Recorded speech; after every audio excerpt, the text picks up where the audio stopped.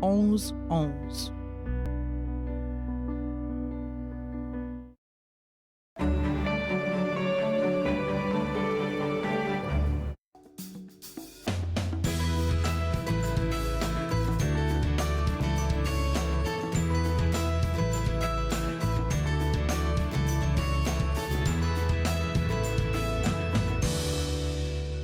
Bonjour et bienvenue à Entre nous, exclusivement sur les ondes de TV Rogers. Je suis Claude Andrea Bonny et je me ferai un réel plaisir de passer la prochaine heure avec vous.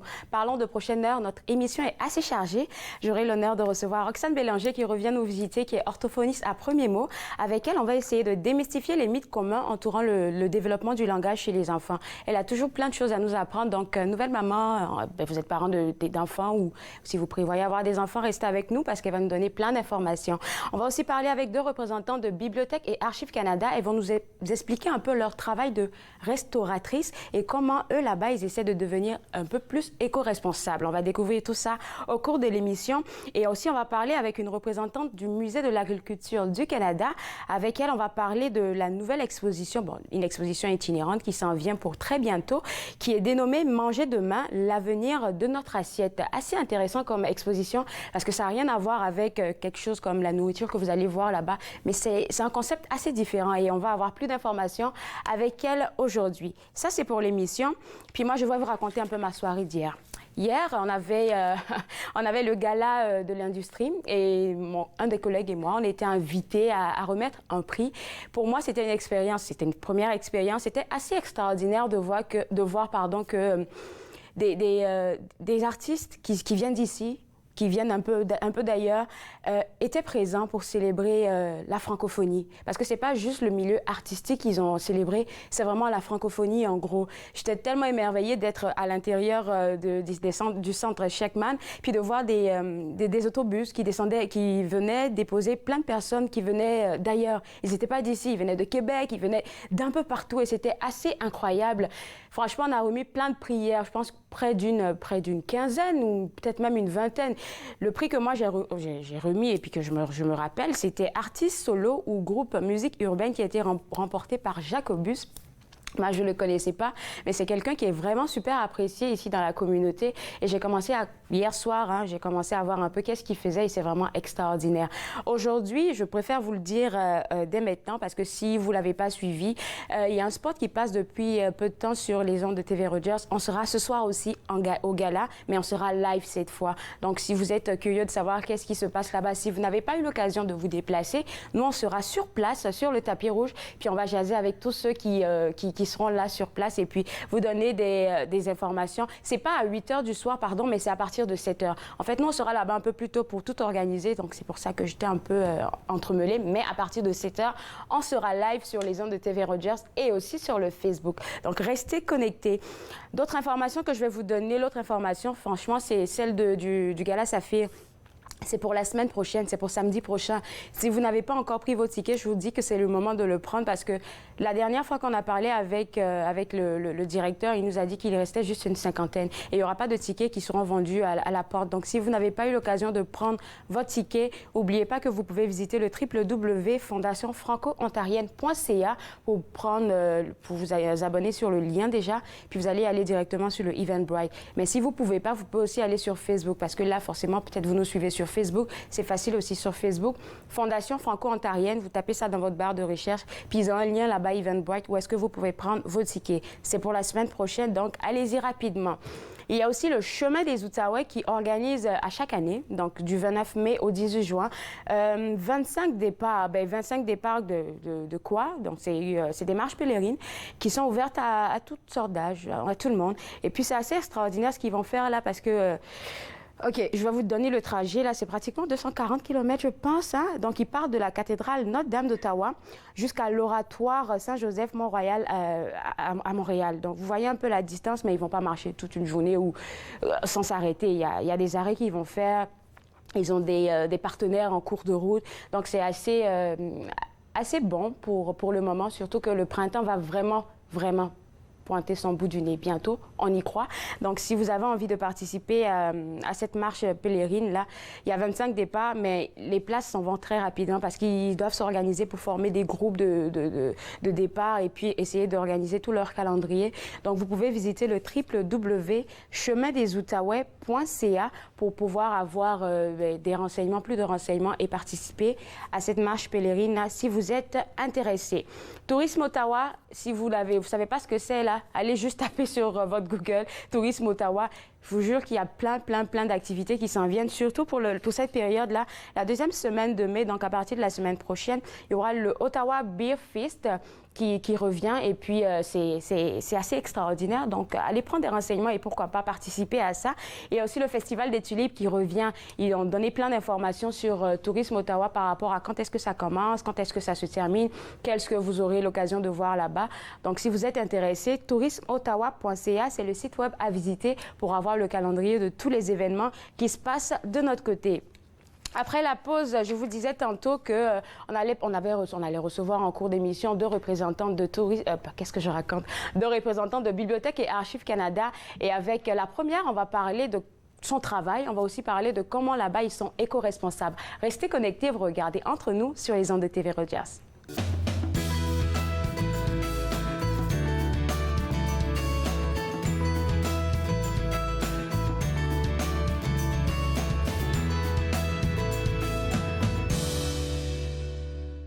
Bonjour, ici Julie Blecomo, l'animatrice de l'apéro avec Julie.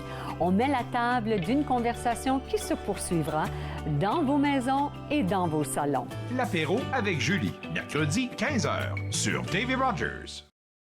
Moi, je m'appelle Alexandre Belki et je travaille comme bénévole. Et moi, je préfère faire le CG, autre que des caméras ou les autres affaires. Raison que j'ai choisi d'être un bénévole à Rogers, c'était plus pour mon futur. Donc, comme j'ai dit, j'aimerais aller travailler avec téléproduction ou même des films. Puis, je pense que TV Rogers, c'est la plus bonne idée. Est-ce une bonne idée pour l'expérience? L'événement Porte ouverte Ottawa est de retour les 1er et 2 juin. Ne ratez pas l'occasion de découvrir gratuitement plus de 130 édifices, points d'intérêt et sites parmi les plus intéressants d'Ottawa. Laissez-vous séduire par des lieux ancestraux, plus récents ou très sympas. N'oubliez pas d'apporter votre appareil photo et de participer à notre concours sur Instagram. Une navette gratuite desservira également le centre-ville. Dès le 20 mai, procurez-vous le guide de Porte ouverte Ottawa dans les cafés Bridgehead. Pour de plus amples renseignements, veuillez consulter le site ottawa.ca. Dans la prochaine émission, nous pratiquerons un kriya intitulé Prana Apana. Prana, la force vitale qui nourrit. Apana, la force d'élimination. Satnam. Cliquez Yoga, demain 8h sur TV Rogers.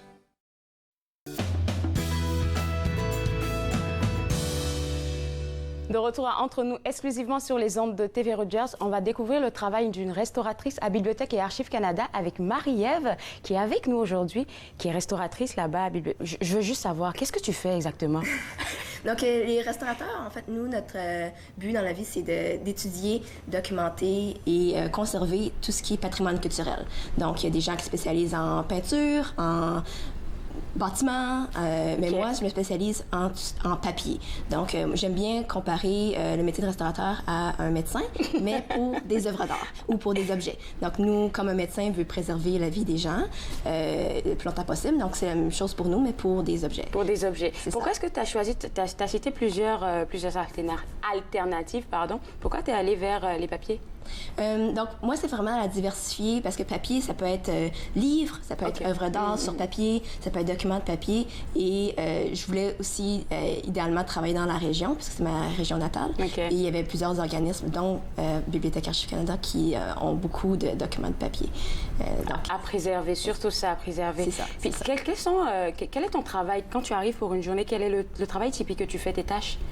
Donc, on va assurer la préservation à long terme, donc préventive des objets. Donc, on va beaucoup documenter les objets, prendre des photos, noter comment ils sont préservés, mais on va aussi les traiter lorsque c'est nécessaire. Donc, si pour une exposition ou pour une demande de consultation, à ce moment-là, on va soit stabiliser ou s'il y a des déchirures, réparer les déchirures, traiter s'il y a des taches ou s'il y a du jaunissement sur le papier, on va faire des traitements.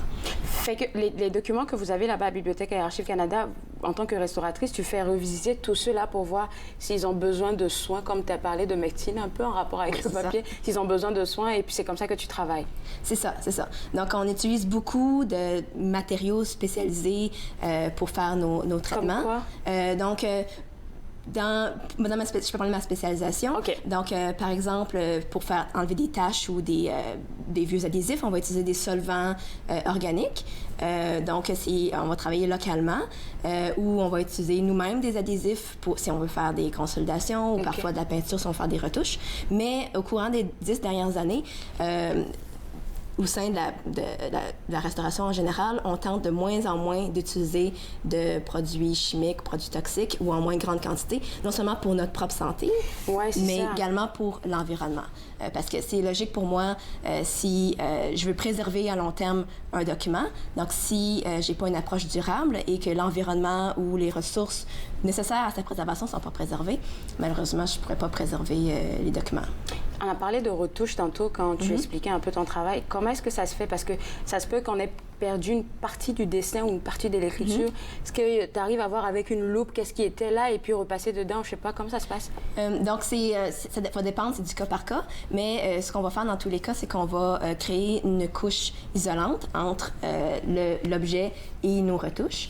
Et on va faire des retouches minimales, juste assez pour que la perte soit plus dérangeante. Donc, si on parle d'une œuvre d'art, là, donc s'il y a une perte, là, puis c'est vraiment, ça accroche l'œil, le but, c'est d'apporter le focus sur l'œuvre originale. Et si jamais, dans le futur, quelqu'un veut enlever nos retouches, bien, à ce moment-là, on va pouvoir les enlever. Donc, c'est jamais permanent. Donc, c'est vraiment c'est pas permanent, mais ça part de l'original, en fait, de l'œuvre et tout. C'est ça. Quand tu as un document, moi, on parle de papier, on parlait d'un document, un vieux livre ou un vieux bouquin qui est super utile pour la communauté, mais qui est comme tout déchiqueté. Combien de temps ça peut te prendre? Je parle d'un gros bouquin, par exemple, comme un dictionnaire, imaginons. C'est vraiment très difficile à évaluer. Ça peut passer de quelques heures à plus de 400 heures de travail. 400 heures de travail. Ça dépend vraiment beaucoup. Il y a beaucoup de traitements qu'on fait qui vont occuper dans les 20-30 heures, mais c'est très difficile, je peux pas vous donner c'est vraiment du cas par cas. Donc, le but, c'est de faire le moins de travail possible, mais tout en assurant la préservation à long terme de l'objet. Donc, il y a certains objets qui vont demander un plus long traitement, mais c'est pas toujours le cas. OK, comme on va du cas par cas, je pense que tu as apporté quelque chose que tu as travaillé dessus. Il y a une image qu'on peut voir. Oui, bien en fait, si on regarde la première image que j'ai montrée, que j'ai sélectionnée, en fait, on voit un exemple où, au lieu, je parlais de faire des traitements plus éco-responsables. Donc, là, je travaille sur une table aspirante. Donc, c'est une table avec plein de petits trous. Et au lieu de mettre, pour réduire des taches, l'objet dans un bain, je vais juste déposer quelques gouttes du solvant ou du produit. Sur chaque tâche? Oui, c'est ça. Et la table va aspirer la goutte au travers du papier et vers la table. Et la goutte va apporter avec elle une partie de la tâche. Donc ça, c'est une façon de faire. Sinon, j'ai aussi une deuxième image où un autre type de traitement, on va utiliser des gels. Et dans ces gels-là, un petit peu comme on va utiliser en médecine. Ça, c'est une œuvre d'art. Oui, c'est ça. On a une œuvre déposée sur un gel. C'est de la gomme gelane qu'on appelle.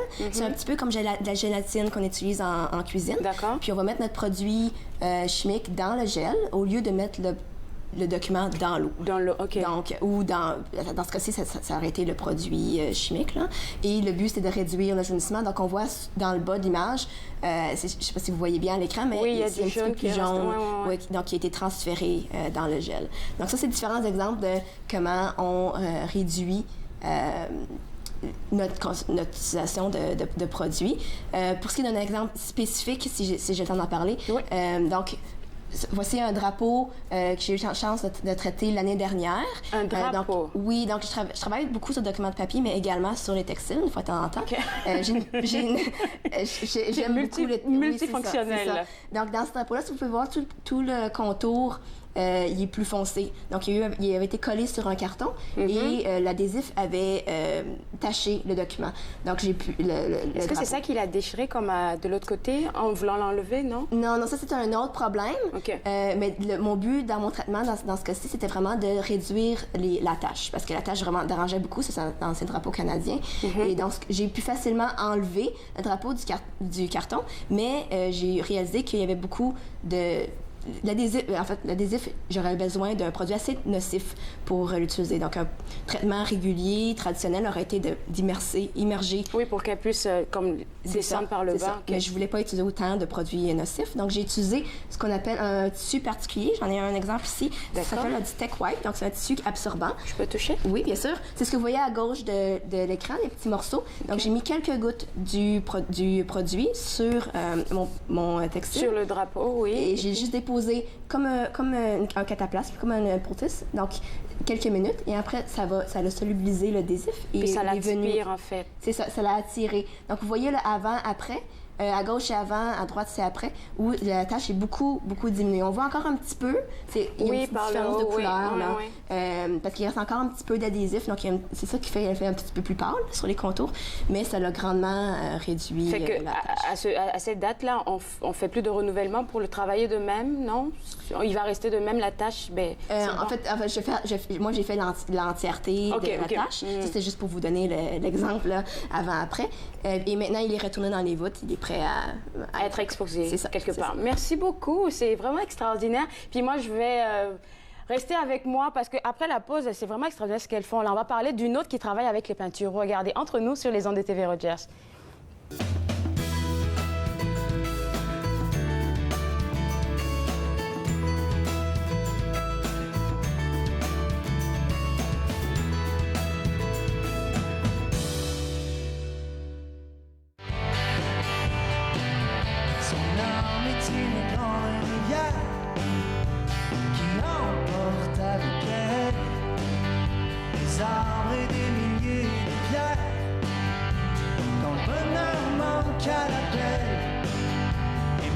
Même si son cours est long, le courant passe encore sous le ciel et sous les ponts, à la vie, à la mort.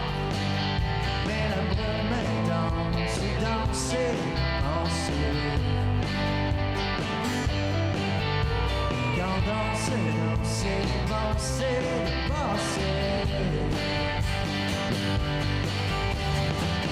Je pense que tu penses trop.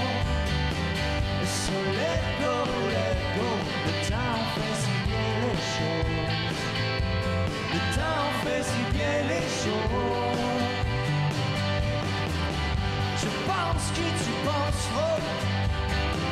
So let go, le temps fait si bien les choses. Le temps fait si bien les choses.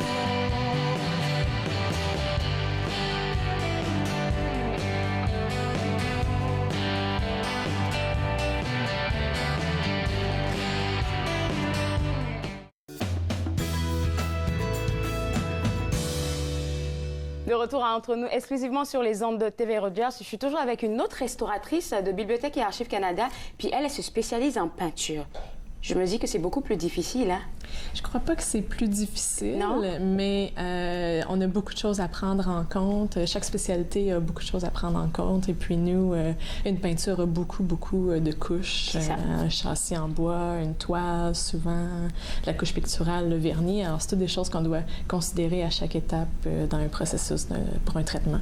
Par rapport à ce que votre collègue a dit tantôt, on vous définit un peu comme des médecins de toutes ces affaires, de tous ces objets-là. Fait que dépendamment de la peinture que vous avez, il y aura une approche différente, hein? Oui, exactement. Chaque cas, c'est du cas par cas. On ne peut pas faire copier-coller un traitement pour une peinture pour une autre. Il faut toujours repenser à nos idées pour faire du mieux qu'on peut. Comme on parle du cas par cas, vous apportez toujours des images, puis je pense qu'on va aller avec celle-là. C'est quelque chose que vous avez travaillé dessus, hein? Exactement. Oui, c'est l'œuvre de Sir George Simpson qui a été peinte. Ça a été le premier. Non, ça n'a pas été le premier. Ça a été un des gouverneurs en chef de la Compagnie de la baie du Thon au Canada. Et puis, c'est l'artiste Stephen Pierce, un artiste anglais du 19e siècle qui était spécialisé en portrait. Alors, il a peint cette œuvre-là au milieu des années 1850. Et puis, comme vous pouvez voir, sur l'écran, elle est quand même assez endommagée. Même l'image aussi. Hein? Oui. Et elle a des moisissures. Elle avait des moisissures. Et puis, ça, c'est l'image qu'on voit, elle est déjà travaillée? Non, ça, c'est avant le traitement. Ça, c'est avant le traitement. Oui. Je pense qu'il y a des étapes. Oui, expliquez-nous. Quand vous l'avez reçu, qu'est-ce que vous avez fait d'abord? Oui. En fait, quand on l'a reçu, on a découvert les moisissures. Elle a été acquise, puis elle avait déjà des moisissures. Donc, ça démarre un processus de santé et sécurité au travail pour le traitement des moisissures. Oui, c'est ça. C'est toxique pour nous, pour nos collègues. Puis c'est aussi... Ça peut être transféré à d'autres œuvres. Fait qu'on veut être sûr de la mettre en isolation, de travailler avec dans une pièce qui est faite pour le traitement de ce genre de problématiques-là. Et puis de se protéger en conséquence aussi. Alors ici, vous pouvez voir, on travaille dans la pièce en question. Et puis on a enlevé le châssis de bois. Et puis vous pouvez voir toute la crasse, la saleté accumulée. Puis cette toile-là était rentoilée. L'œuvre était rentoilée sur une deuxième toile. Elle était collée sur une deuxième toile. Ce qui était bien, parce que la toile d'origine n'était pas assez solide. Mais cette toile-là était très moisie. Donc on a dû l'enlever. Et puis, on a collaboré un peu avec nos collègues parce qu'on a utilisé la gomme de Jelen, que ma collègue a parlé précédemment, pour réussir à enlever la toile et la colle. Et ça, c'est rendu à quelle étape? Vous avez...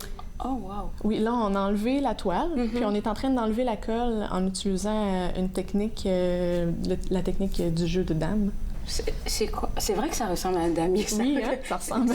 C'est quoi cette technique? En fait, c'est qu'on séquestre l'humidité à une très petite zone pour être sûr qu'on ne crée pas de tension qui pourrait faire soulever la peinture sur la face. Parce que la toile, elle pourrait rapetisser puis faire soulever la peinture. Donc, de cette façon-là, on peut mettre rapidement sous poids la partie où on a enlevé la colle. Et ça, c'est quoi? Ça, on a découvert, après avoir enlevé la deuxième toile, une étampe. Et puis, l'étampe nous indique que c'est le manufacturier des produits où l'artiste a acheté ses matériaux d'artiste, dans le fond. C'était, dans le fond, peut-être pour protéger, dans son entendement, protéger l'œuvre en son temps, oui? D'avoir mis la deuxième toile? Oui, c'était pour la protéger. Oui, c'était une bonne chose qu'il fasse ça, parce que peut-être que l'œuvre n'aurait pas aussi bien survécu. Ça vous a pris... Oh, OK. Là, je vois que c'est déjà fait. J'ai failli demander. Combien de temps ça vous a pris, finalement, pour la travailler tout ça? Je me rappelle pas exactement, mais ça a été définitivement plus que 150 heures de travail. J'imagine, parce qu'il fallait l'isoler d'abord, comme vous avez dit tantôt, la nettoyer et tout, et puis maintenant travailler dessus. L'image est beaucoup plus propre ici. Oui. Puis là, on est en train d'enlever le vernis. Vous pouvez voir la moitié du visage, puis de la chemise. Il y a un côté blanc et un côté jaune, donc on voit le vernis jauni. Oui, sa main aussi. Fait que comment vous faites pour enlever le jaune? Vous me réexpliquer ça? Oui, on utilise des solvants. OK. Oui, des mélanges de solvants. On fait beaucoup de tests avec des solvants moins forts, puis on s'en va vers des solvants plus forts au fur et à mesure dans nos tests. Et puis ce que je constate, c'est que c'est fait partie par partie, hein? Faut pas comme tout le déverser dessus. Non. On fait ça avec des petits cotons sur des tiges, un peu comme des Q-tips. Vous devenez des chimistes, en fait? Oui, on a une formation en chimie. Oui, il faut. OK. C'est quand même assez complexe quand on rentre dans la chimie des matériaux, là. OK. Oui. Fait que les restaurateurs, en gros, pas seulement vous qui faites la peinture? Non, normalement, les restaurateurs, oui, ils ont une formation en chimie dans leur cours universitaire ou de collégial. D'accord. Et là? Là, en fait, nous, on a été obligés de mettre la toile de nouveau on a été obligés de la coller de nouveau sur une nouvelle toile. OK. Pour être capable de la tendre sur son châssis. Parce qu'elle n'était pas assez forte par elle-même. D'accord. Fait que c'est ça qu'on a fait. On a eu l'aide de nos collègues. Peut-être que c'est parce que c'est le matériel en son temps qu'ils avaient à disposition, je me dis. Hein. Bien, c'est ça. Il y a des matériaux qui vieillissent pas aussi bien. La toile était très friable. Si on tire dessus, elle aurait craqué. D'accord. Fait que là, en la doublant, on a mis de la colle. OK. Là, ici, on peut voir un peu le contour. Là. Ici, on a de la colle. Puis, c'est notre deuxième toile synthétique OK. qui nous a permis de l'attendre sur son châssis. Là. Ça vous a pris combien d'heures? Cette étape-là, Parce qu'on se dit que c'est presque terminé à cette étape-là. Oui, à cette étape-là, c'est presque terminé, mais ça, là, c'est au-dessus de 20 heures de travail juste pour pouvoir l'apporter, la doubler comme ça, là, sur une table chauffante. Là. Oui. Je demande à chaque fois le nombre d'heures que vous passez dessus parce qu'on se dit, OK, restaurer, on va juste passer comme un petit tuyau, quelque chose rapide, mais c'est fait en plusieurs étapes. Oui, c'est ça. Puis c'est un long processus. Exactement. Puis il faut que chaque étape soit pensée en fonction de qu'est-ce qu'on veut faire par la suite. Parce qu'on peut faire, quelque chose qu'il va falloir défaire en fonction de continuer un traitement, surtout comme celui-là. Là. Oui, parce que vous l'avez défait et puis vous avez essayé de le refaire de même encore. Là. Ça me fait penser que pour les inondations, peut-être qu'il y a certaines personnes qui ont perdu pas perdu, mais dont les œuvres ont été touchées. Comment est-ce qu'on peut fonctionner avec ça? Ce serait sûrement de contacter des professionnels localement pour vérifier avec eux autres s'ils peuvent les aider. Il y a un groupe de restaurateurs d'urgence dans la région d'Ottawa. Ça, je savais pas. Je me rappelle pas exactement de leur nom. NCR. OK. Fait que c'est facile à trouver sur le Google. Oui, je croirais que oui. Vous faites un travail extraordinaire. Moi, je vous dis merci de vous avoir appris tout ça aujourd'hui. Donc, vous, à la maison, si vous voulez avoir plus de renseignements et surtout si vous avez des œuvres qui sont un peu en panne, il y a des restaurateurs d'urgence qui se trouvent sur le Google. Là. Vous pouvez aller googler ça et puis vous allez le trouver. Juste après la pause, on va parler de la nouvelle exposition qui s'en vient au Musée de l'agriculture du Canada. Vous regardez Entre nous sur les ondes de TV Rogers. Merci.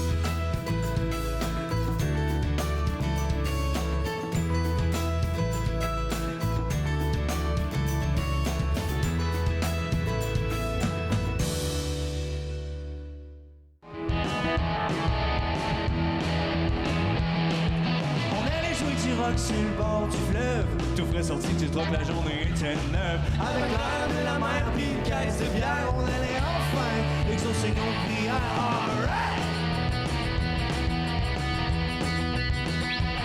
Et là, tu pars que tu débarques, puis t'as vraiment l'air en beau joie de faire. Tu crashes notre vibe, tu gueules à tu tailles, retourner dans la ville, laisser tomber tranquille.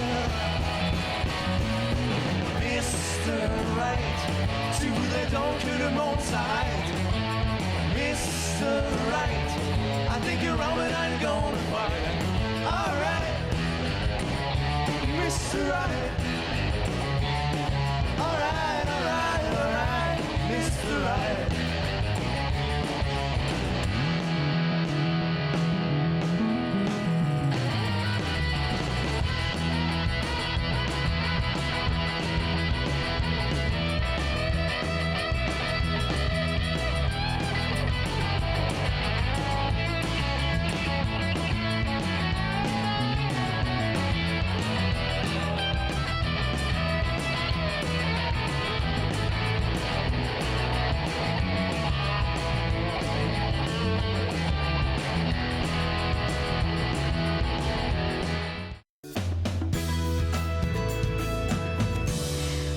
De retour à Entre nous, exclusivement sur les ondes de TV Rogers. Manger demain, l'avenir de notre assiette. C'est une exposition qui s'en vient au Musée de l'agriculture du Canada. Et pour en parler, je suis avec vous, Nadine.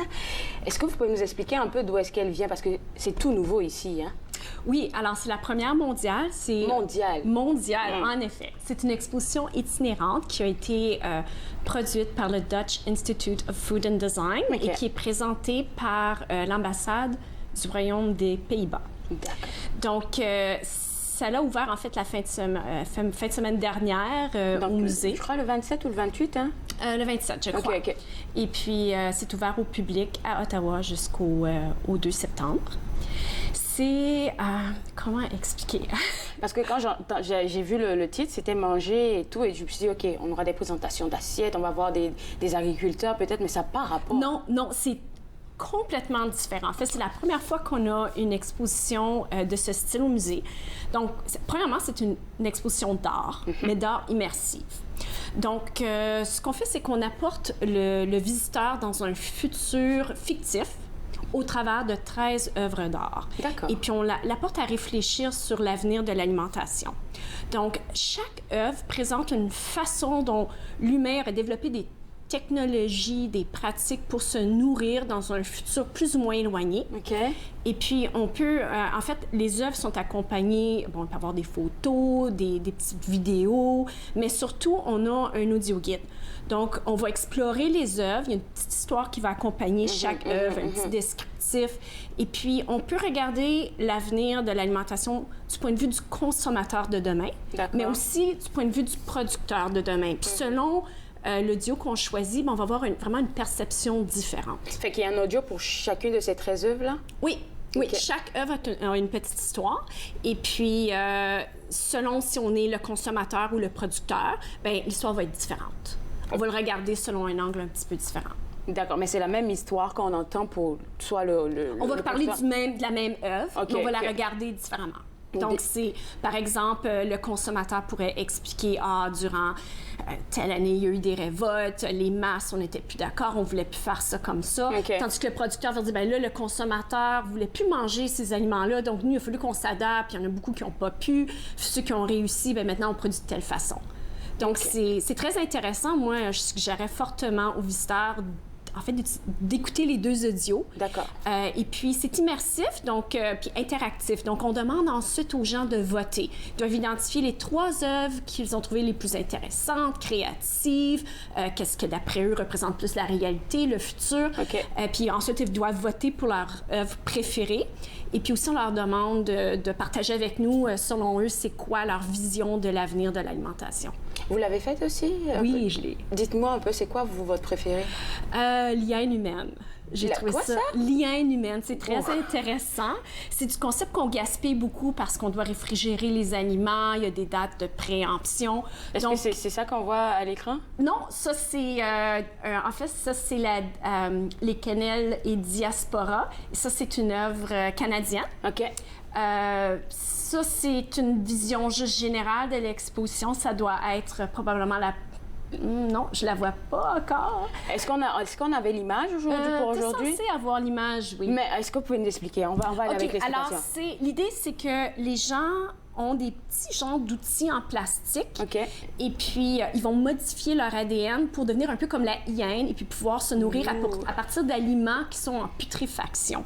Donc, on va insérer un outil en plastique dans notre nez qui va apporter une bactérie jusqu'à notre cerveau qui va nous permettre, par exemple, de sentir la nourriture pourrie va se sentir sucrée, elle va se sentir bonne, les aliments pourris vont goûter bon, puis on va être capable de les digérer sans devenir malade. C'est pas quelque chose de vrai, là, c'est quelque chose... Non, on réfléchit à... Oui, c'est ça, OK.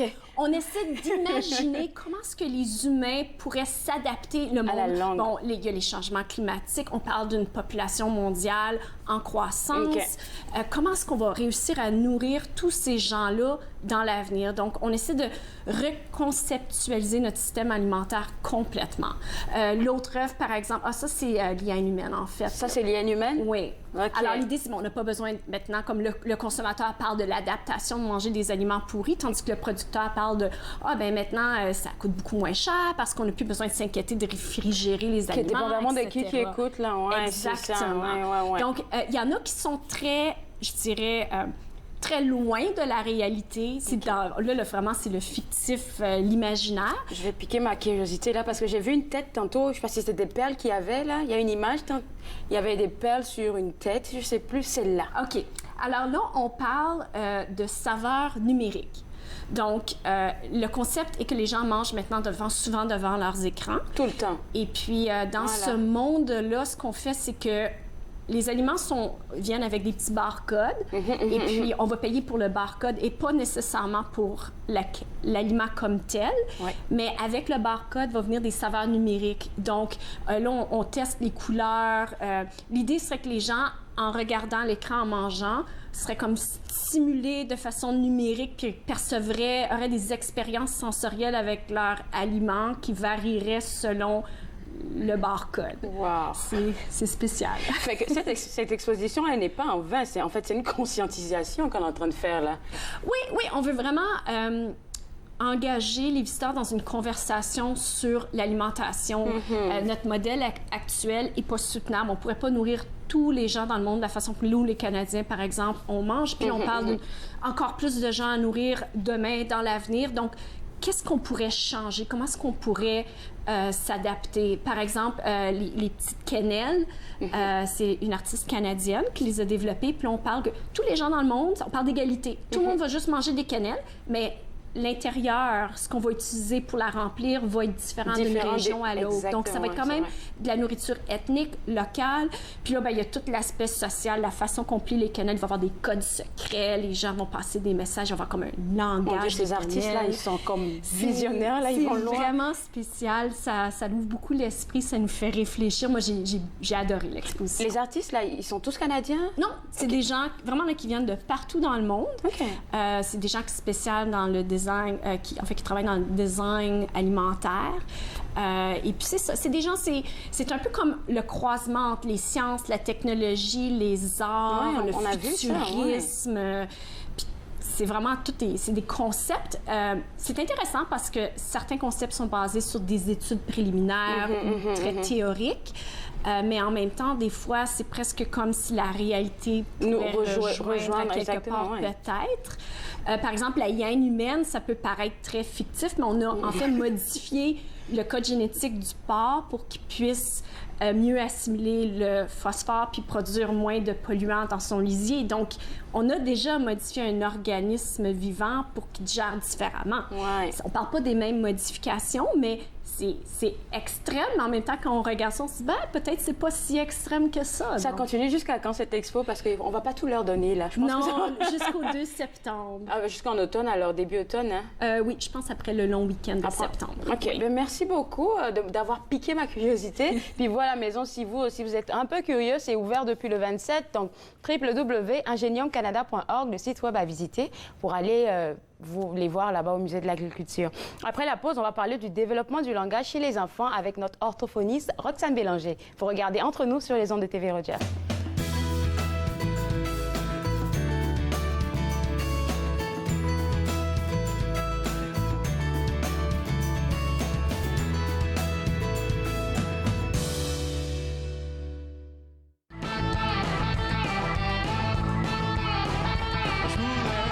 Sacrer mon cœur, mais je peux pas passer le corps de porte.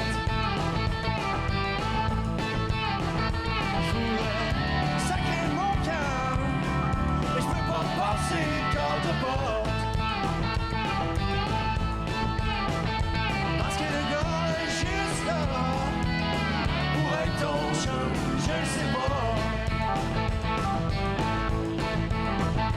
J'ai été piégé par un ange au 2e étage. Si je pense que c'est un jour, je me fais pas prendre mon cœur. Couvre ta fenêtre, ma belle, je me pousse en douce comme un voleur. Non, tes voisins ne verront pas. J'ai un culot dans la noirceur.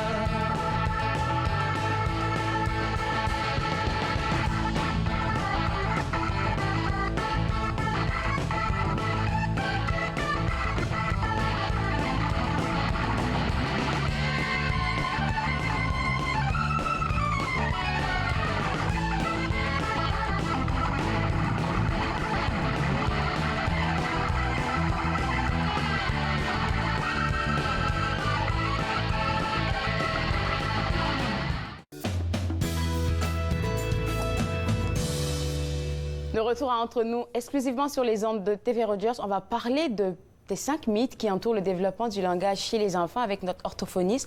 Mais avant ça, on va essayer de repositionner un peu, parce que ça fait un bout que tu n'es pas venue. Oui, hein? oui. Ouais. Tu es à premier mot, tu es orthophoniste. Dis-moi, qu'est-ce que vous faites là-bas? Alors, à Premier mot, on est le programme préscolaire de parole et de langage pour la région d'Ottawa et du comté de Renfrew. OK. On donne des services au niveau du dépistage, de l'évaluation, puis de la thérapie pour les enfants de 0 à 5 ans.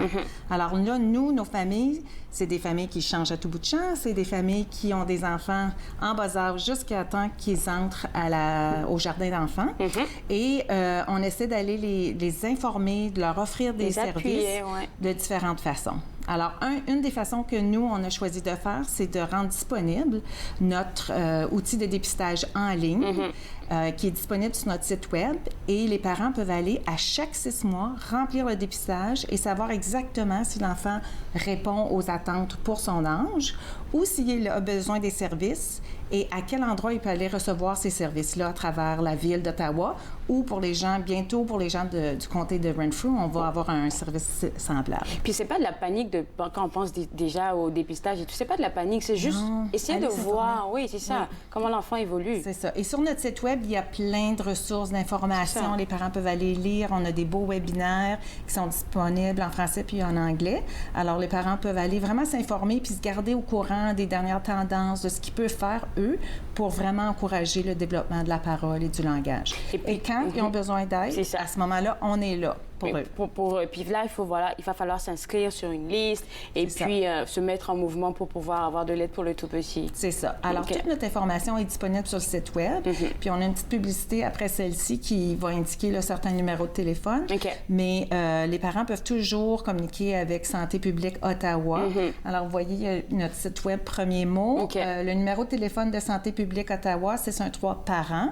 Et ils peuvent parler à une infirmière en santé publique au sujet de n'importe quelle inquiétude qu'ils ont ou tout simplement au sujet de la communication avec l'infirmière pour recevoir un petit peu plus d'informations. Super. Puis aujourd'hui, on va démystifier tout ce qu'il y a comme mythe sur le développement du langage. Mais avant ça, tu as parlé des 5 chiffres rafales. J'étais comme, OK, c'est quoi ça? Alors, j'ai pris avantage du fait que le mois de mai, c'est le mois de la communication. C'est le mois national de la parole et de l'audition. Alors, à travers le Canada, au mois de mai, les orthophonistes, nos partenaires, les parents, vont voir des publicités pour encourager les gens à s'informer puis à être plus sensibilisés aux difficultés de la communication qui peut toucher plusieurs gens, pas juste les enfants, mais les adolescents, les adultes, la population vieillissante. Alors, j'en ai profité pour avoir 5 chiffres en rafale, de 1 à 5. Ça va? D'accord, oui. Alors, 1. Alors, un enfant sur 10 des enfants préscolaires va présenter un problème de parole et de langage. Alors, c'est quand même assez impressionnant. Si on pense d'un petit groupe d'enfants à la garderie, un enfant sur 10 va peut-être avoir des difficultés au niveau de la parole et du langage. On assume souvent que c'est parce qu'ils sont comme peut-être un peu dans leur cocon, ils sont assez timides.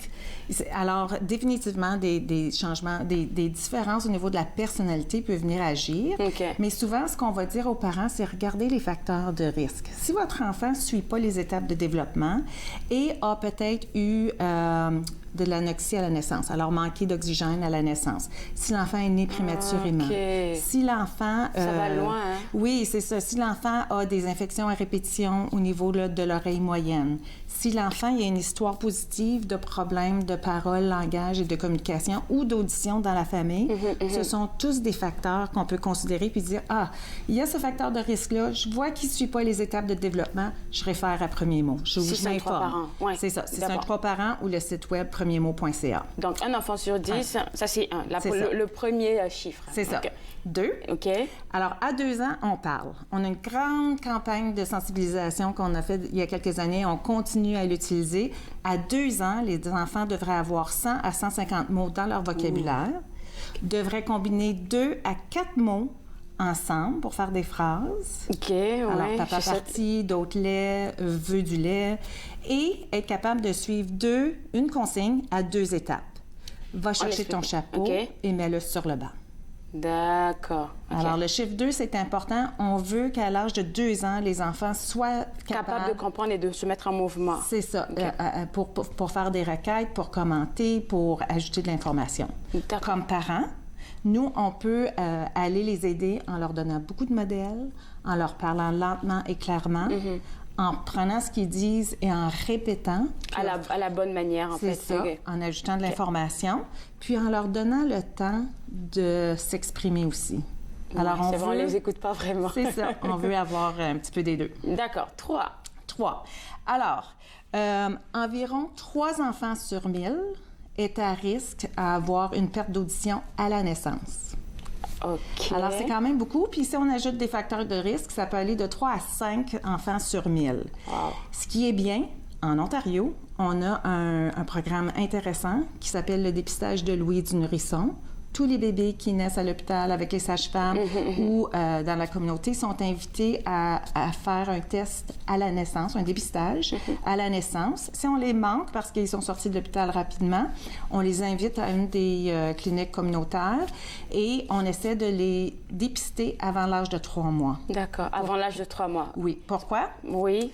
Parce qu'un enfant qui est privé de son sens de l'audition va manquer des étapes importantes au niveau du cerveau. Le cerveau a besoin de stimulation. C'est le bas âge, en fait. Le plus tôt possible. Alors, on veut avoir un dépistage par l'âge de 1 mois ou sinon avant l'âge de 3 mois, puis être appareillé aussitôt que 6 mois, 3 à 6 mois si possible. Oui. OK. Alors ça, c'est le troisième. 4. À Ottawa, on a une mesure qui s'appelle l'Instrument de mesure du développement de la petite enfance, qui mesure un petit peu comment les enfants sont... Il y a 5 habiletés, mais comment ils sont prêts à rentrer à l'école. Alors, à 4 ans, un enfant sur 4 n'est pas prêt pour l'école à Ottawa. Oh mon Dieu, les pleurs. Oui. Entre autres, les habiletés de socialisation, les habiletés de motricité, communication, le comportement, l'autorégulation, les émotions. Alors, c'est important de leur donner la base le plus possible. La communication, c'est une façon de le faire, en leur donnant le plus d'outils possible. Et une mesure facile, c'est le vocabulaire. Alors, on a du vocabulaire simple, le nom des animaux, les objets qu'on utilise dans le quotidien, mais on peut quand même très tôt, à travers les livres, à travers notre jeu, leur montrer ou leur donner des exemples de vocabulaire plus complexes. C'est bon. Alors, le 5, on va le garder pour la pause. OK, après la pause, on va le découvrir, le 5e point des chiffres en rafale. Vous regardez Entre nous sur les ondes de TV Rogers.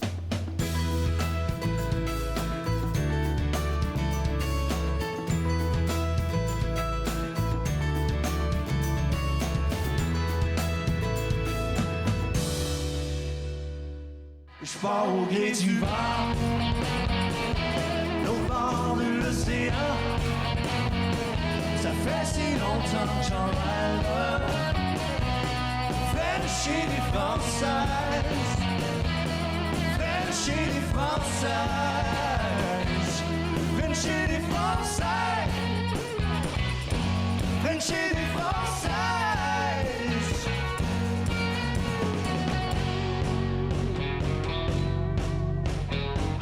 Au 5e café, j'ai l'estomac qui gronde. L'impression de m'être mis la tête dans le micro-ondes. Devant mon fil de nouvelles, mon moral s'écroule.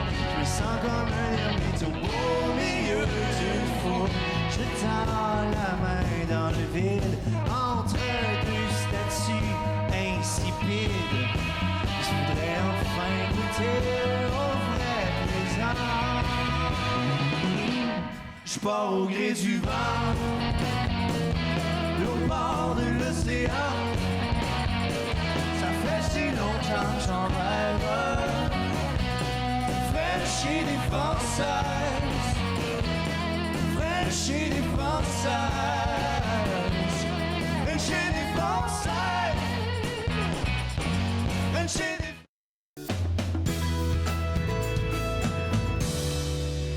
De retour à Entre nous, exclusivement sur les ondes de TV Rogers, j'ai gardé Roxane avec moi, notre orthophoniste, et avec elle, on parlait des chiffres à rafale. On en a découvert 4 dans le premier bloc, il nous en reste juste un. Oui. Et celui-là, c'est 5. C'est parmi les enfants qui présentent des problèmes de la parole. Ils sont 5 fois plus à risque d'avoir des problèmes au niveau du langage écrit, avoir de la difficulté à apprendre, à lire et à écrire. Alors, c'est important, le langage oral, c'est vraiment la base pour bâtir le langage écrit. Alors, plus on a de langage, plus on est prêt pour aller à l'école, plus on est prêt pour aller à l'école, plus on va être outillé pour développer nos habiletés de lecture et d'écriture. Fait que, chers parents, parlez beaucoup à vos enfants. C'est ça, peu importe. exactement. Comme tu le dis tout le temps, ça m'a fait rire, mais c'est vrai ce que tu dis. Il faut parler correctement à l'enfant. Il ne faut pas dire c'est juste un enfant, donc le laisser aller. C'est ça. Parler correctement pour qu'il puisse retenir. C'est ça. OK. Exactement. Et puis là, on passe maintenant aux mythes. Oui. Alors là, on veut déboulonner certains mythes. C'est ça. Alors, le premier mythe, c'est par rapport aux perceptions qu'on a. Mon enfant est paresseux. Quand il va vouloir parler, il va parler. Oui. Est-ce que c'est vraiment un mythe? Oui, ça l'est. Alors, les enfants, l'espèce humaine est la seule espèce qui a vraiment un système de communication très élaboré. Mm-hmm. On est et on veut communiquer. Alors, si on présente certaines difficultés ou si on est un petit peu plus lent, il faut aller voir est-ce qu'il y a d'autres facteurs de risque. Puis on en a identifié tantôt. Ouais. Alors, c'est important là, de savoir qu'un enfant, s'il ne peut pas communiquer, ce n'est pas parce qu'il est paresseux, c'est qu'il n'a peut-être pas toutes les habiletés pour le faire et on doit aller chercher de l'aide. Feu rouge, là, il faut commencer à faire attention, en fait. C'est ça, exactement. OK. Le deuxième mythe, c'est sur le bilinguisme. Alors, un mythe qu'on entend souvent... Parce que l'enfant entend les deux. Oh oui, c'est vrai. Oui. Comme orthophoniste et même les médecins, les infirmières, les différents éducateurs en milieu de garde, on a souvent le mythe qui est apprendre deux langues va causer un retard du développement du langage et de la parole. Puis un frein aussi, parce qu'on se dit, bien, il ne sait pas quoi parler, en fait. C'est ça. Et c'est faux. C'est un mythe. Un enfant est capable d'apprendre à utiliser une, deux ou même trois langues. À travers le monde, on a des études, des recherches et le quotidien qui nous démontrent bien que des enfants sont capables de développer plus qu'une langue. Est-ce qu'ils apprennent vite ou ils retiennent vite? Qu'est-ce qui se passe? Un peu des deux, parce que l'enfant est né pour communiquer, parce que l'enfant, biologiquement, à la naissance, peut entendre les différents sons qui font toutes les langues du monde. Oui. Et à mesure qu'il est exposé à une, deux ou trois langues, il va garder les sons qui font cette langue-là. D'accord. Et parce que le cerveau d'un enfant est tellement malléable qu'il peut apprendre très bien. Mais ce qui est important, c'est le milieu. Alors, il faut donner l'opportunité à l'enfant d'entendre des bons modèles, d'entendre chacune des langues à laquelle il est exposé de façon très fréquente et constante. D'accord. Et d'avoir des bons modèles au niveau grammatical. Ça, c'est vraiment un gros mythe parce que moi aussi, j'y croyais. Parce que tu as deux parents qui parlent anglais ici, français là-bas. Je ne sais pas quoi parler, moi. C'est ça, exactement. Alors, troisième mythe, c'est au sujet des causes physiques. Alors, voici le mythe. Un frein de la langue qui est plus court va causer un problème d'articulation ou de langage. Alors, le frein de la langue, c'est le petit morceau là, de peau qui est sous la langue, qui retient la langue à l'intérieur. Pendant longtemps, on croyait que ça avait vraiment une grosse composante sur les habiletés d'articulation et de langage. Et on faisait une frénélectomie. Alors, on allait couper en bureau de médecin ou de dentiste. Maintenant, on est tous d'accord. Médecins, pédopédiatres, infirmières, orthophonistes. Vraiment, c'est très rare qu'un frein de la langue court va restreindre l'enfant. Il se peut, mais c'est très, très, très, très, très, très rare. Et on va attendre de voir si l'enfant est capable de développer son langage et ses sons avant d'intervenir. À quel âge, tu penses? Ça peut arriver à la naissance, 3 mois, 6 mois, 1 an. On va faire des petits tests. On va aller voir au niveau de la mobilité de la langue. Est-ce qu'il est capable de la sortir un petit peu? Est-ce qu'il est capable de la lever? S'il est capable de toucher les dents, c'est le mouvement... normal pour faire TDNL, par exemple. Alors, s'il est capable de faire ça, il devrait être capable de faire les autres sons. Wow! Mais d'autres causes physiques peuvent entrer en lieu. Alors, les infections d'oreilles, ça peut avoir un effet beaucoup plus important sur le développement de la communication que le frein de la langue et la santé en général. Il faut être bien, il faut se sentir bien pour pouvoir apprendre communiquer. quoi que ce soit. Alors, on est au quatrième. Quatrième mythe, la conscience phonologique. Qu'est-ce que c'est la conscience phonologique? Qu'est-ce que ça mange en hiver? La conscience phono, c'est un petit peu les habiletés qui se développent avant qu'un enfant commence à lire et à écrire et quand il a bien établi son langage oral. C'est le pont entre le langage oral et le langage écrit. D'accord. Alors, ces habiletés-là se développent autour de 3, 4 et 5 ans. Et souvent, il y a un mythe qui dit que la conscience phono, c'est le seul prédicteur des habiletés de lecture plus tard. D'accord. Et c'est un mythe. Ça fait partie des habiletés qui sont importantes, mais ce qu'on a vu dans la littérature, c'est qu'apprendre le nom des lettres, c'est le plus grand prédicteur de la réussite au niveau de la lecture, surtout s'il est combiné avec certaines habiletés de conscience phono, comme par exemple être capable de savoir que maman, ça commence avec et c'est la lettre M. Alors, quand on combine la connaissance de l'alphabet à la correspondance des sons à la lettre, ça, c'est vraiment ce qui fait le plus grand succès d'un enfant par rapport à la lecture et l'écriture. Wow! Oui. Ça, c'était vraiment un mythe. OK, il y a 2 mythes puis il reste un mythe que je croyais. Oui. Ce 3e mythe, je suis d'accord avec toi que c'est un mythe parce que c'est pas vrai. Je te dirai pourquoi. On y va avec le dernier. Parfait. Alors, le dernier mythe, c'est lié au temps d'écran, le temps passé devant un écran. Et ce qu'on dit, c'est la Société des pédiatres du Canada dit 0 temps d'écran pour les enfants en bas de 2 ans et 1 heure par jour pour les 3-5 ans. Alors, voici le mythe. Comme parent, tant et aussi longtemps que je contrôle le temps qui est passé, là, si je limite le temps à 1 heure de mon enfant de 3 ans passé devant la télé à la maison, ça va aller, peu importe l'émission que je vais donner. Il va parler. Okay. C'est ça. Alors, l'important, c'est qu'on va combiner et additionner tout le temps que l'enfant est passé devant un écran pendant une journée. C'est de passer 30 minutes à la garderie et 30 minutes chez un ami, c'est fini. Le temps d'écran est fini. Ça compte 1 heure. C'est pas juste le temps passé à la maison, même si nous, comme parents, on est capable de choisir et d'utiliser des jeux ou des activités qui sont de haute qualité. Ce qu'on veut, c'est plutôt limiter à un montant total. OK. Donc, il ne faut pas faire d'amalgame entre ces deux affaires-là. On peut faire un amalgame, mais en autant qu'on limite à 1 heure par jour pour les enfants de 3 à 5 ans, c'est ce qu'on veut faire. Peu importe l'endroit. Puis je pense que tu as une très bonne nouvelle aussi à nous annoncer. Oui. Mais est-ce que tu veux rester avec moi pour la conclusion? Oui. OK, d'accord. On va faire la primeur. D'accord. On aura la primeur d'une très bonne nouvelle avec eux à Premier Mot, donc restez avec moi. On revient après la pause. Vous regardez Entre nous exclusivement sur les ondes de TV Rogers.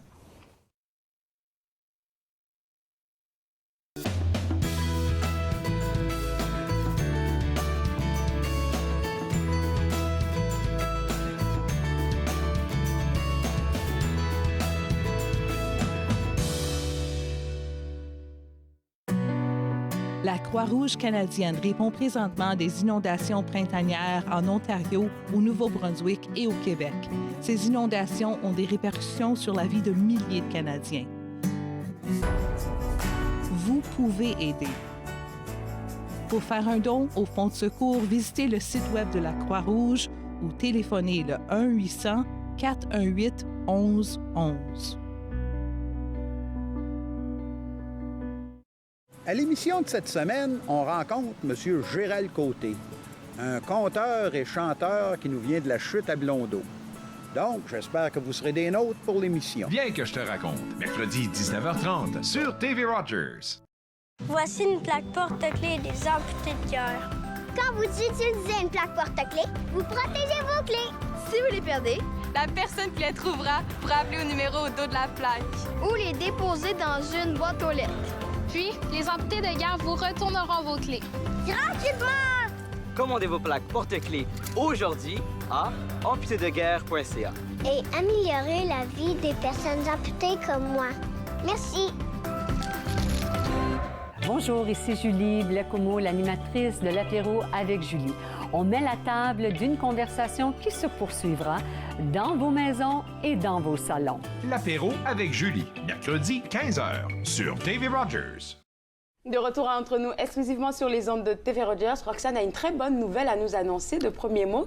Oui, vous avez sorti quelque chose de super important. Oui, c'est ça. Alors, c'est lié à notre dernier mythe, le temps d'écran. On vient tout juste cette semaine de mettre en ligne notre dernier webinaire qui s'intitule « Le temps d'écran et le développement du langage ». Il est trop cute. Donc, l'impact. Ça parle de l'impact. C'est quoi les recommandations là, basées sur la recherche et un petit peu ce qu'on doit faire, nous, comme parents, pour gérer le temps d'écran. Puis il faut dire qu'il y a toutes les informations nécessaires sur votre site web. Hein? Exactement. www.premiermot.ca. Merci beaucoup à toi.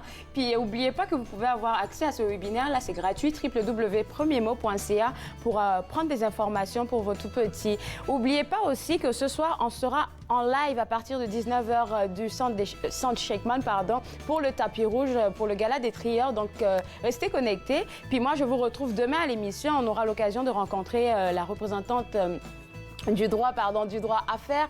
Avec elle, on va parler du nouveau numéro qui est consacré à l'entrepreneuriat féminin. Vous allez découvrir plein de choses que vous allez trouver super intéressantes, je vous le dis. Demain, on aura Jean-François Soriol, aussi spécialiste en sécurité informatique. On va discuter avec lui, comme d'habitude, de cybercriminalité et tout ce qui entoure ça. Puis moi, je vous vois demain. Bye!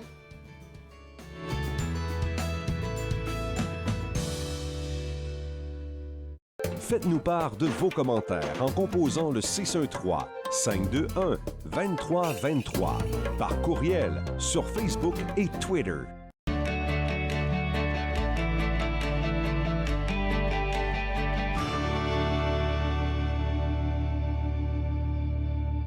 Je m'appelle James Fall, puis je fais mon coop / bénévole ici à TV Rogers.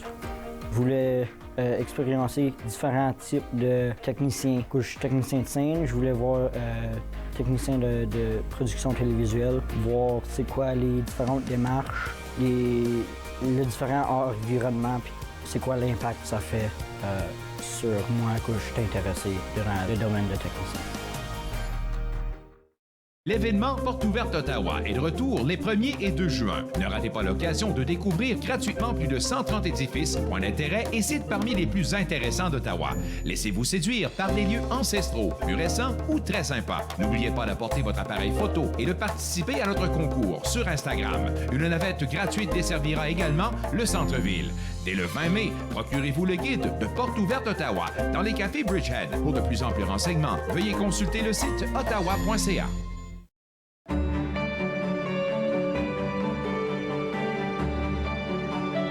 Vous regardez TV Rogers, Ottawa.